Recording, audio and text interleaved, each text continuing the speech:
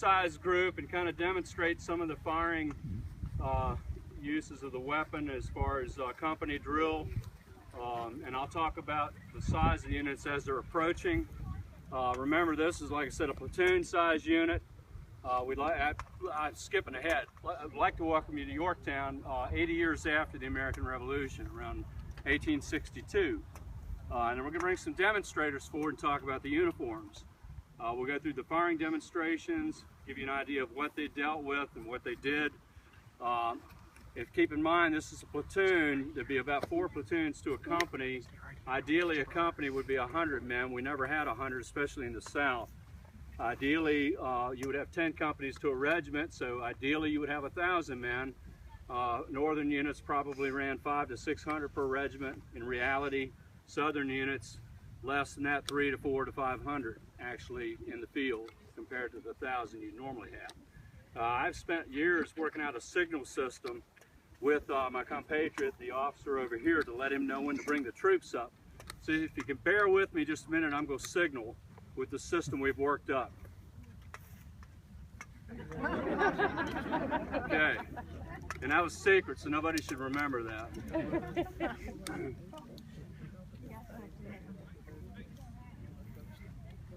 As he brings them up, you'll notice a variety in kit. Even though we're doing an 1862 time period here, the impressions are going to vary because we wanted to show the difference in the uniforms at the beginning of the war to what they became later in the war. You'll also see a variety of weapons. Real quick, while they're coming up, how many people here are veterans or active duty military? Well, thanks for your service. We're going to bring that up again a little later in the program. You'll notice an artilleryman in there. He's going to be one of our demonstrators and talk about his artillery kit. Red would be artillery. If you haven't seen the demonstrations, the designation of blue or even black for infantry and yellow for cavalry. A lot of the times in the films you'll see all of this red, yellow, or even blue, and that wasn't the reality. A lot of times it was piping or flat weave, and it was a small amount of actually visual color on the uniforms as opposed to Hollywood.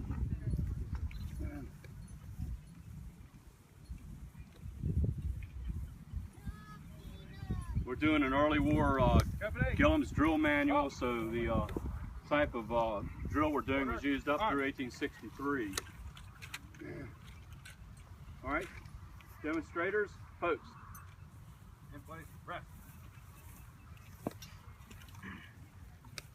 Okay, let's just go right down the line, starting with Private Taylor here. Okay. Welcome everyone. I'm Private Taylor, actually with the 9th Virginia, Company G. However, I'm representing today a early war North Carolina soldier. The unique thing you'll see about that is the jacket. It's called a sack coat. Very simple cut, but roomy and a very efficient jacket, especially in the wintertime. But the thing that changed it more than anything else was the fact that it has so much material in it. Looks good in a parade or something like that, but it doesn't work when you're trying to make lots of uniforms. And I guess the main thing we'd like to do now is just point out the differences, and those you can see, but we'll let the guys talk about the late war jackets and how you can basically make 2 jackets for one. So that's a major change there. All right, afternoon, ladies and gentlemen. My name is Private Heron. What I'm doing is I'm currently portraying a Confederate heavy artilleryman who's been pressed into infantry service. That was quite common towards the very end of the war, when a lot of the garrison artillerymen in and around the capital in Richmond were no longer needed after they retreated from Richmond, and so they were pressed into infantry service. You'll notice what makes me an artilleryman is all the red trim on my jacket and on my kepi, which was the color of the artillery. So it was kind of strange to see red in the ranks of infantry, but it was common towards the end of the war. What's also kind of interesting is it's a bit of a myth that the Confederates were always sort of ragtag and didn't have very clean looking uniforms. It really depended on the unit and the time of the war, especially garrison troops like heavy artillerymen were often issued quite nice uniforms. This is a late war Richmond Depot Type 2 shell jacket, and it's actually made of British English Army cloth. It's a blue-gray kersey. A lot of fabric was actually imported into the Confederacy from Great Britain and from elsewhere, and was used in the making of a lot of uniforms. What's also unique is all my accoutrements are mostly all British. You'll see that my cartridge box here is quite large. This is a British Army cartridge box. I have my cap pouch is worn on my shoulder belt that's holding up my cartridge box, and I have a British snake buckle on. So all of these were the type of accoutrements that were worn in the British Army at the time, and they were purchased by the Confederacy through agents that were working in England for the Confederate soldiers. I'm also armed with a British 1853 Enfield rifle musket. It's a very popular weapon both in the North and the South, and it was used by both troops, but very popular in the Confederacy. Good afternoon. My name is Private Mayo. I'm also with the 9th Virginia, Company G. I'm portraying a mid-war Confederate. What you see is what you get. Everything I've got on is basically domestically produced in the Confederacy. I've got a jean wool coat on, same pattern as this one, only it's made out of jean, and it's made out of logwood dye, which fades in the sun, which this used to be a nice shade of gray. You see now it's kind of tannish, and that mix that with road dust and you have butternut color. So that's where the butternuts come from.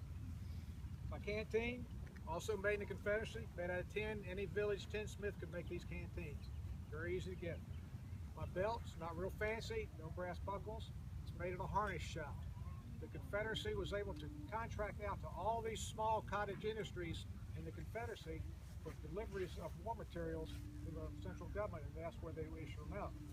The one thing that is a little bit different than me is my weapon. This is a P-1858 Enfield. It's a naval model, and the Confederacy imported these, not in as large a numbers as the P-53s, but they did import a significant number of them. And what was nice about this weapon was he's got 3 lands and grooves in his musket. And of course, if you know guns, you know that that's not bad. This has got 5 lands and grooves. It's got a thick barrel, very accurate. And it was made that way because it was for naval use. The bayonet for this weapon, and you'll notice I don't have one, was either a long saber bayonet or a cutlass for use on the boats, where they could take the cutlass, use it against boarding parties, or put it on a rifle for a bayonet. The Confederates did not like these long bayonets. Nobody did. They were heavy, cumbersome. A lot of these original guns you see now has the bayonet lug broken off. Whether they've broken off on purpose or by accident, I don't know. But you don't see too many original bayonets around for these guns. Now the reason I've got this gun was that I'm a Confederate sharpshooter. Now I'm not the kind of guy that hides in the bushes and picks off Yankees, but been known to do that. The Confederate sharpshooters were organized into brigades. And what they were, they did picket duty for the Army. Now picket is a person that goes out, if we were an Army here, the pickets would be out in front of the Army, and they would be first contact with the Union pickets. Well, in the Confederacy, at the beginning of the war, the pickets, they were all country guys. They really didn't know how to do picket duty. So they picked the 2 best shots in each company and organized them into a brigade of sharpshooters. They trained them in small arm tactics, concealment, shooting at long distances, and they were sort of like Army Rangers. The Federals never quite got the right idea on this. They had a couple of sharpshooter companies, but they never used them in this manner. So once these sharpshooter battalions got online, they were usually the first people to contact the Union Army, and when the Army separated, they were the last people to take the shots. They were the shock troops of the Confederacy. They liked this gun because it was easy to load, it was very accurate. So that's the basic difference between that gun and this gun. I'm going to turn you over to my comrade here, and he's going to tell you what the guys out west were doing. Afternoon, everyone. I'm Private James Rivas. Currently, I'm decked out in what you would have seen typical of Western Confederate soldiers and early war Eastern Confederates. The soldiers out west weren't issued under the same, organization as the Eastern troops were. That was the same with both the Union Army as well as the Confederacy. So they pretty much had, when it came to uniform items, they had to fend for themselves, and maybe a scant uniform would have gotten through. but for the most part, these boys were coming in with homemade sack coats. What I'm currently wearing here takes up a lot of cloth. It's called a frock coat, designed similarly to the civilian clothing that was worn during the period, except adapted for military use. It's made of jean cloth like these other gentlemen here are wearing in their uniforms. It's brown. At the time, Confederates in this early war didn't really know. They knew the Eastern standards were gray, jackets with kind of a sky blue trousers, but of course they kind of had to fend for what they had and make do. Of course, as my Mr. Heron here displays the artillery kepi, the kepis were supposed to be standard, especially among the Eastern armies, but in commonality, you'd also see slouch hats, which was the common term is what y'all might hear today. But it's just basically a civilian hat adopted again for military use. It's a little more functional in purpose, kept the rain and sun out of your eyes, and a lot of soldiers favored them too because they were useful for scooping water out of a stream and drinking out of it. You know, pretty much made versatility a common thing with these hats. So if you think of it, they probably did it with these hats. So my accoutrements are again another Enfield, similar to what they also have. I have a Federal smooth side canteen, predates early war. Union Army would have, this was an issued item to them as well, but Confederates also had these in some sense. And my cartridge box again is a Union one. So I kind of, again, for this period at Yorktown, 1862, the frock coat, and as my comrade here will discuss, commutation jackets and Type 1 Richmond Depot jackets were common among the Confederate troops during this battle. Good afternoon, everyone. My name is Private Parks. I represent the 1st Texas Infantry.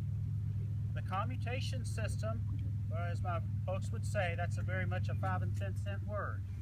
Commutation meant that at the time in the early part of the war, the Confederate government had yet to put in place the machinations to be able to issue uniforms on a large basis to the soldiers in the field. So the deal that they struck up was that, well, there were states such as North Carolina, as represented by my comrade here, who made great efforts to clothe and uniform and supply the troops from that state. But with other states, they were not so fortunate. The Confederate government basically stated that if your uniforms were made and sent to you from somewhere at home, whether in bulk or whether singly, so individual soldiers would be reimbursed for the time, for the materials, and the trouble, as far as the uniforms are concerned. Now, the trousers that I'm wearing, and as they would say, this suit of clothes, all right, it is not quite jeans cloth, because when you look at jeans cloth of that time period, you can see cotton in the outer part of the fabric. This was called satiné, and it was also a wool and cotton mixture, but the top side of it, what you saw, was all of wool. So that was to imply that maybe it had some better quality to it. Who knows? Now the trim is all black. For example, the trim on my jacket, my trousers, as well as on my kepi. Now black was a color that signified infantry. A lot of the pre-war militia organizations, pretty much like the National Guards or the military clubs of that time period, used black to signify the identification for infantry soldiers. All right? So in the case of this jacket coming from home, it doesn't have necessarily military buttons. They're just plain brass coin type buttons. All right? So the suit of clothes of the jacket and of the trousers and of the kepi all coming from the same source.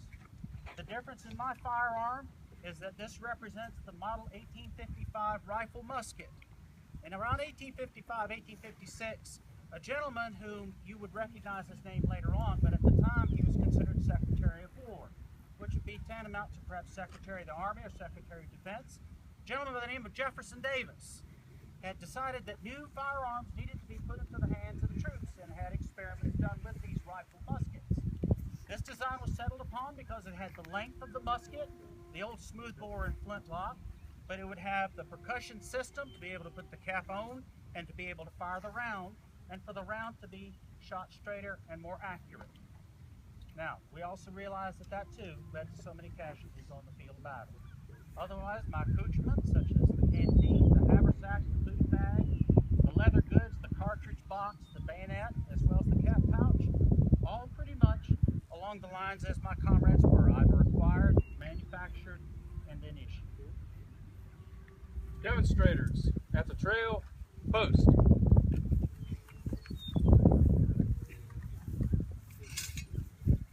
All right, the captain's going to take the troops out and post them for the part that you probably really came for, the firing demonstrations.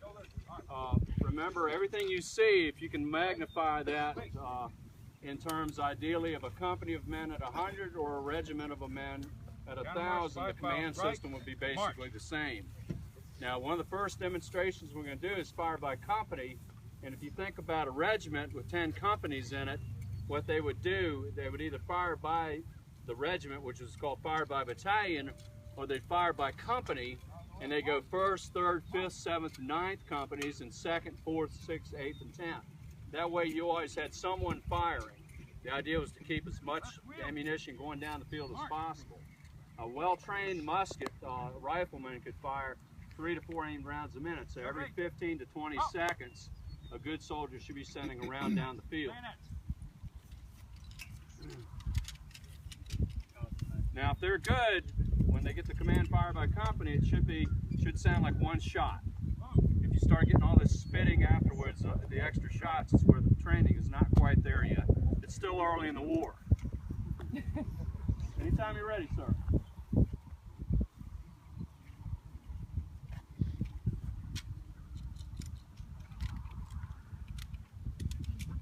As somebody asked earlier, what about the ranger down the field? Well, he's a range guard. We're using blanks, so he's safe. We had that question yesterday. How's he dodging all those bullets? Well, he was good.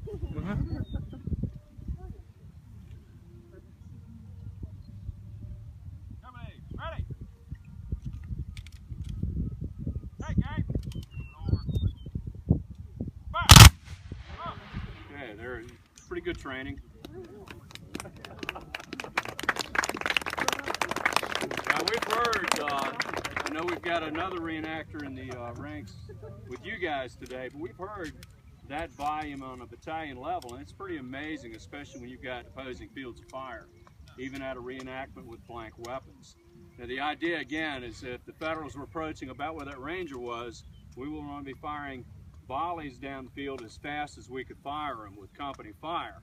If we wanted to keep someone loaded, we do fire by rank. So we're going to fire by rank, rear rank, and then front rank. And that way somebody was always loading and someone was always firing, so you could keep a constant. And that was as the Federals or the enemy was approaching. You want to keep a constant fire downrange. Sir, go ahead, fire by rank. How far could they fire? The accuracy was good at 200 yards, so there's even examples of 800 yards.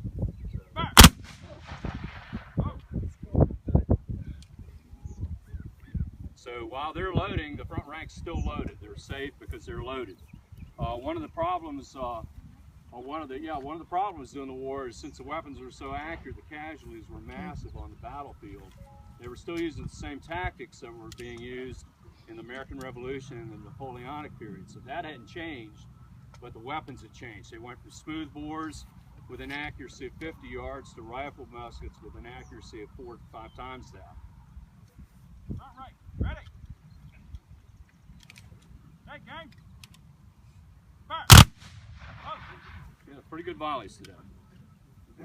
The next thing they're going to do is we're going to do a fire by files. And the same thing, they would have your 10 companies start. You could either fire by file or by battalion, which wasn't all that effective, but you do it by company. 10 companies would start on the right of the company, or it could go left or center, but normally on the right of the company. And your file was your front and rear man. So you had 2 men in the file. They would come down and fire. As soon as they fired, the next file would fire the next file. And as soon as they were down the line, the first guys were reloading. And they would go an independent fire after that. So you started staggering the fire, and the firing rate became as fast as the individual could fire. It wasn't as effective because you weren't throwing that many rounds downfield, but you always had someone firing and loading. So fire by file, sir. Fire by file. Ready. Comments. Fire.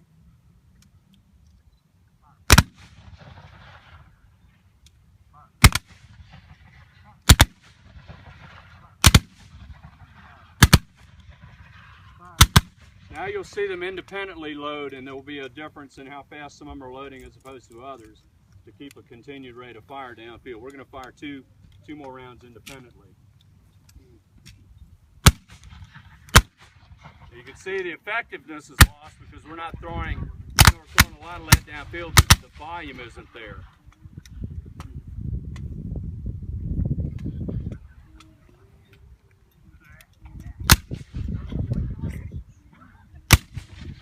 In some cases, men would fire less because they wanted to save their shoulders. So even though they weren't quite as adamant about the war as far as wanting to get, if they could fire 3 times as opposed to 6 times, they saved the wear on their shoulder because these weapons had a kick to them.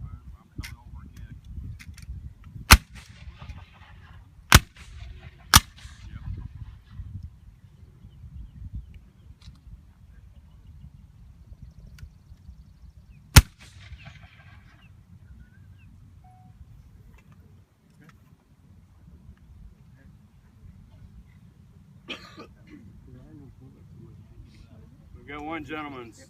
There we go. That gentleman used to be an officer. I'm serious. He's back as probably be an officer tomorrow because he can't handle the musket. Anyway, the next thing we're going to do is something that really wasn't used that often, but part of the war's parts of the war are known for. It's the bayonet charge. Bayonet wounds during the American Revolutionary War were around 40% of the casualties because the idea, you can even look at a British manual, was to fire 1 to 2 rounds as a company or as a regiment, then close and finish with the bayonet. And they were during the American Civil War, the bayonet wounds were less than 1% because the bayonets, were almost with the accuracy of the weapons and the distance they were firing, weren't used that much. 3 well-known bayonet charges: Pickett's Charge, Chickamauga, Missionary Ridge, and Franklin. Out of the 3 of them, the only one that was successful was the federal assault on Missionary Ridge at Chickamauga. And that probably shouldn't have worked, but it did. So we're going to show you the bayonet charge. Remember, it really wasn't used all that often, even though they're trained for it. Anytime you're ready, sir. Charge, bayonet. You'll notice the rear rank's on the right shoulder shift, so they're don't have their bayonets in the back of the guy in front of them. They do the slow assault, then they go to the quick step, then there'll be the double quick, and then the charge. Charge!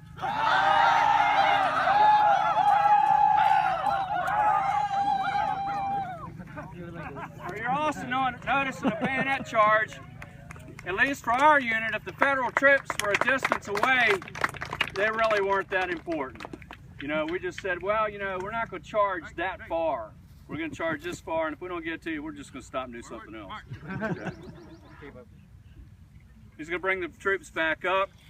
We've got a variety here. One of the things for us that's interesting, we have men from 4 or 5 different units forming the company for today. So the guys haven't really drilled and trained together. So when our volleys come off that pristine, we're proud of the fact that everybody's listening. That's what a lot of it's about. Order, arm. All right, right now, again, if you were a veteran or active duty military, raise your hand. All right, we'd like to salute you. Everybody, shoulder, arm. Present, arms.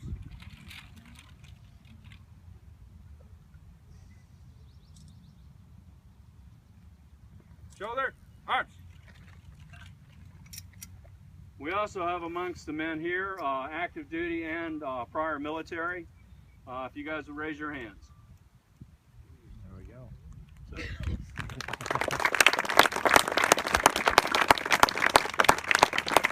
And the real treat for you today, folks, is the only living Confederate soldier is with us for these demonstrations. He's former military, re-enlisted for the reenactment series. This gentleman right here, if you get a chance to talk to him, he can tell you some great stories. He's been around quite a while, enlisted, born in what, 1842? Looks pretty good for his age. He's done really well. And I think he served in the Confederate Navy prior to, or Marines? Marines, Confederate Marines prior to enlisting into the infantry. So we're really glad to have him with us this weekend. Again, you should get his books. I was a Confederate soldier. Anyway, thank you for coming out. We appreciate your coming out to visit us in Yorktown. Feel free to run through the camps and visit, and have a good Memorial weekend. Thank you. Thank you.